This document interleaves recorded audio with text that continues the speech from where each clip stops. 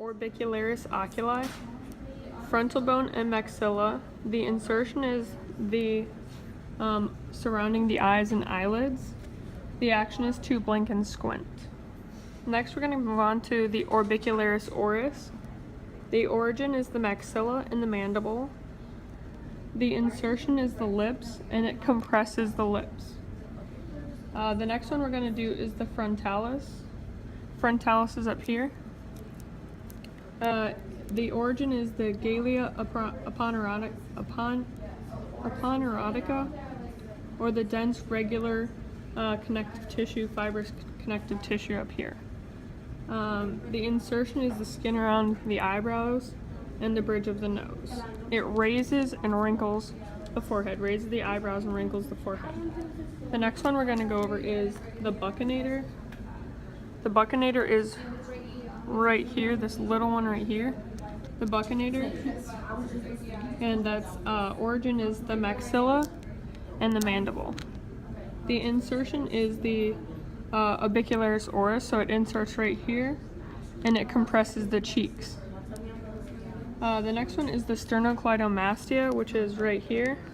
Sternocleidomastoid, which the origin is the clavicle, and the sternum connects into the mastoid process back here, and it flexes the neck and the head and shoulders. The last one we're going to do is the masseter, which the masseter, you think of mass eater right here. The origin is the zygomatic arch up here, and it connects into the mandible, which is the jaw. It elevates the mandible. So the masseter right here. We're also going to go over the occipitals, which is in the back here. The occipitals right here. And then the temporalis. And then zygomaticus major and minor. I believe that's zygomaticus major and minor right here, because this is a zygomatic bone. Okay, so next we're going to go over the external oblique, which is here on the outside, and its origin is the lower ribs, and its insertion is into the linea alba and the iliac crest. Underneath that we have the internal oblique, which sits underneath, and it's the lumbodorsal fascia, and the iliac crest is the origin, and it inserts into linea alba, lower ribs, and the xiphoid process. So that'll go up into the xiphoid process up here. Also, it compresses the abdomen and flexes the vertebral column. The next one we're going to go over is the rectus abdominis, and that'll be right here, rectus abdominis, because it's erect, which the origin is in the pubis, and it inserts into the xiphoid process and costal cartilage, so all in here. And it depresses the ribs and flexes the vertebral column, like this. The next one we're going to go over is the diaphragm, which is in here. The diaphragm origin is the xiphoid process and the ribs, so it sits right in here. And insertion is into the central tendon sheath. Expands the thoracic cavity to produce inhalation, so it allows you to expands it to breathe, to allow your lungs to go in and breathe. The next one we're going to do is pectoralis major, right here. And this one's insertion is the clavicle, the sternum, and the costal cartilage of the upper ribs. Its insertion is into the greater tubercle, so it goes over here into the greater tubercle of the humerus, and it flexes the shoulder and adducts the humerus. The next one we're going to do is the trapezius muscle, which is back here. It's shaped like a trapezoid, like this. And the origin is the occipital bone, the spinous process of C7, and all the thoracic vertebrae. The insertion is the acromial extremity of the clavicle and the scapular spine. So back here, the acromial extremity of the clavicle, so all the way to over here. You can see it this way. And it goes into the acromial extremity of the clavicle and the scapular spine, so up here. And it elevates and adducts the scapula. So adducts and elevates the scapula. Underneath here, you can't really see it, but there's the transverse abdominal, which goes transverse crosswise. There's also the pectoralis minor, which is, pectoralis minor, I believe, is underneath of this one. Underneath here is the pectoralis minor. It's underneath this pectoral muscle. And also the serratus anterior. So these over here. So now we're going to go over the latimus dorsi, which is connected to the lower thoracic vertebrae, the lumbar vertebrae, and the lower ribs, as you can see here. The insertion is the inner tubercular groove of the humerus, and it does shoulder shrugs and extends shoulders and adducts the humerus. Okay, the next thing I want to talk about is the shoulder joint, and we have the supraspinatus, the teres minor, the teres major, the infraspinatus, and on the other side we have the subscapularis, which is this big one. Teres major, and then supraspinatus, subscapularis, which means it's under the scapula. So teres minor, teres major, infraspinatus, supraspinatus, subscapularis. Okay, first we're going to talk about the deltoid muscle, which is right here. The origin is the acromial and scapular spine, acromial and scapular spine. The insertion is into the deltoid tuberosity of the humerus bone. It abducts the humerus. The next one we're going to do is the biceps brachii, and the origin is the coracoid process, and the insertion is the radial tuberosity. It flexes the elbow and supinates the hand. So flexes and supinates. The next one we're going to do is the pronator teres. Pronator teres is this one.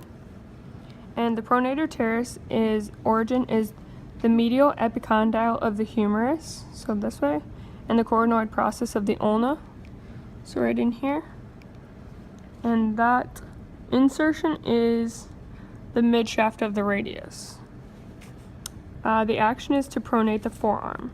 Okay, so now we have the flexor carpi ulnaris, and the origin is the medial epicondyle of the humerus, and the insertion is the pisiform and the hamate. So all the way down here, pisiform and hamate, this is the flexor carpal ulnaris. The next one we're going to do is the supinator, and the supinator's origin is the lateral epicondyle of the humerus and the proximal of the ulna. The insertion is the proximal radius, and it supinates the forearm. So it supinates the forearm. So here we have the brachial radialis right here, and then we have the brachialis right here. Here we have the flexor carpi radialis. Okay. I also want to go over the piriformis muscle. This is in the hip, and if this is injured, it can cause pain or a weird nerve sensation in your sciatic nerve. This is the piriformis muscle. And if you want to notice, this is the pubis symphysis. Over here is the ilium, ischium, pubis, and this connects right back here, right by the greater sciatic notch. So if you think greater sciatic notch, you think piriformis muscle, sciatic nerve, greater sciatic notch, piriformis muscle. So here we have the biceps femoris, and the origin is the ischial tuberosity and the femur. The insertion is the fibula head. The action is flexes the knee, extends the hip. The next one is the rectus femoris, And the rectus femoris, the origin is the iliac spine, and the insertion is the tibial tuberosity of the patellar ligament. Tibial tuberosity of the patellar ligament. And the rectus femoris extends the knee. The next one we're going to do is the vastus medialis, and that's right here. The vastus medialis origin is the proximal femur. The insertion is the tibial tuberosity and the patellar ligament, and it extends the knee. The next one we're going to do after that is the vastus lateralis, and that's this one. The vastus lateralis, the origin is the femur, the proximal femur. This one. Vastus lateralis. The insertion is the tibial tuberosity and the patellar ligament. It also extends the knee.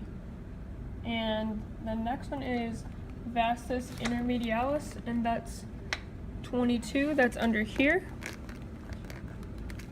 Vastus intermedialis, that's under here. And the vastus intermedialis, the origin is the proximal femur, and the insertion is tibial tuberosity by the patellar ligament. It extends the knee. These are part of the quadriceps. These four are part of the quadriceps muscles. So next we're going to go over the abductor longus right here. The abductor longus, the origin is the pubis. The insertion is the posterior femur. The action is adducts. It adducts. Now we're going to go over the gluteus maximus, which is this one. The gluteus maximus origin is the iliac crest of the sacrum, and the insertion is the posterior femur. It extends and abducts the femur. Extends the hip, abducts the femur, gluteus maximus. Now we're going to go for the gluteus medius, which is in here. The gluteus medius, the origin is the ilium. The insertion is the greater trochanter, and it abducts the hip. Down here we have the gastrocnemius, and these are your calf muscles. And then on the front, I believe we have the, let's see what number it is right here. We have the tibialis anterior. We have biceps femoris, semitendinosus, semimembrananeous, gluteus maximus, inside gluteus medius. And we have, this one is the tensor fascia. Then we have this one, which is the rectus femoris. 21 is the vas lateralis, vastus lateralis, vastus medialis, and 22. And under here is the vastus intermedialis. This one's the sartorius, and the abductor longus, and the gracialis.